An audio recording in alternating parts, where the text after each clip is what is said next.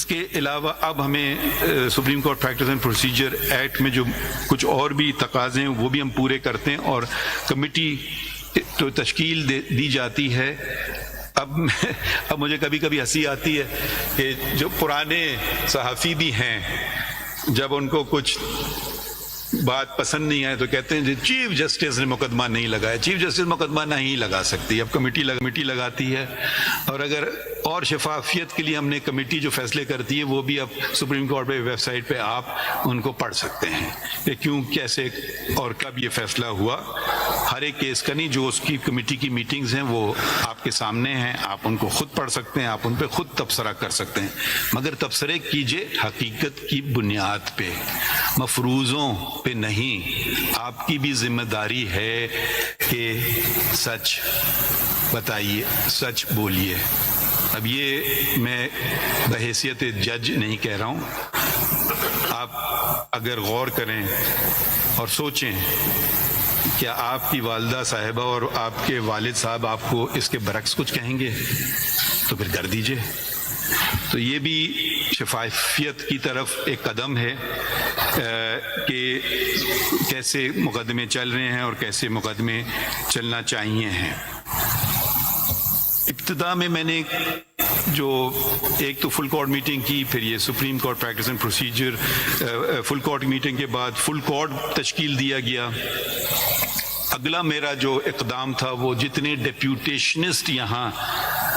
عرصے دراز سے بیٹھے تھے سپریم کورٹ میں، مختلف اداروں اور مختلف کورٹوں سے جو یہاں آئے ہوئے تھے، ان کو رخصت کیا۔ ڈیپوٹیشنسٹ کا قانون یہ کہتا ہے کہ ڈیپوٹیشنسٹ 3 سال کے لیے آ سکتا ہے، اور اس میں مزید 1 سال اور پھر 1 سال کی اضافہ کیا جا سکتا ہے، مگر اس کے علاوہ نہیں۔ غیر قانونی عمل ہے کہ ڈیپوٹیشنسٹ بیٹھے ہوں۔ تو میرے خیال میں یہ ایک پہلا ایڈمنسٹریٹو میجر تھا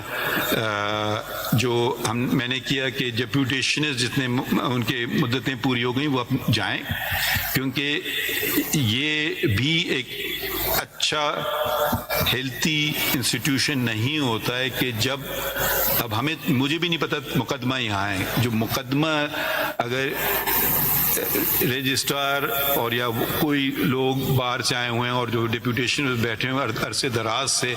تو وہ خود بھی کافی ہوشیار ہو جاتے ہیں کون سے مقدمے لگیں اور کون سے مقدمے نہ لگیں۔ تو یہ ڈیپوٹیشنز ہم نے واپس کیے، اور یہ کیونکہ قانون اس بات کی اجازت ہی نہیں دیتا ہے کہ ایک مدت سے زیادہ ڈیپوٹیشنسٹ ہوں۔ اچھا، ان ڈیپوٹیشنز کے بیٹھے ہونے سے ایک منفی جو نتیجہ نکلتا تھا وہ جو یہاں سپریم کورٹ کے اپنے ملازمین ہیں ان کی ترقی رک جاتی تھی، کیونکہ اگر کوئی اسسٹنٹ رجسٹرار باہر سے آیا ہوا ہے تو اور اس کی مدت پوری ہو گئی تو وہ ایک اور شخص جو کہ اب اس اہل ہے کہ وہ اسسٹنٹ رجسٹرار بن سکے، وہ اس پہ پروموٹ نہیں ہوگا۔ جب وہ پروموٹ نہیں ہوگا، اس کا اگلا پروموٹ نہیں ہوگا، اس کا اگلا پروموٹ نہیں ہوگا، اور یہ ایک زنجیر کی طرح آپ سمجھیں ایک چلتی رہتی بات ہے۔ تو یہ بھی جب گئے ڈیپوٹیشنز، ان کے بعد سپریم کورٹ کے ملازمین کی ترقیاں شروع ہوئیں تو 146 ملازمین کو ترقی ملی جو ہوئی، ان یہ دیکھ کر کے کہ وہ پہلی بات ہر اس کے لیے ہوتا ہے کہ آپ جتنا اس کا پیریڈ ہے وہ پورا اس نے کیا ہے، اور پھر وہ کمیٹی فیصلہ کرتی ہے کہ آخری منظوری میں دیتا ہوں، مگر میں اس عمل میں شامل نہیں تھا، کمیٹی کے ذریعے ہوا، اور 146 اور مزید کچھ بہت ساری اسامیاں تھیں جو بھری نہیں گئی تھیں عرصے دراز سے،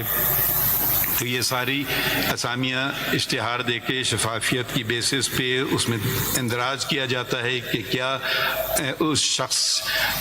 کی قابلیت ہو، کیا ڈگری ہو۔ تو 78 اپوائنٹمنٹس ہوئے، اور کیونکہ بہت ساری اسامیاں خالی پڑی تھیں عرصے سے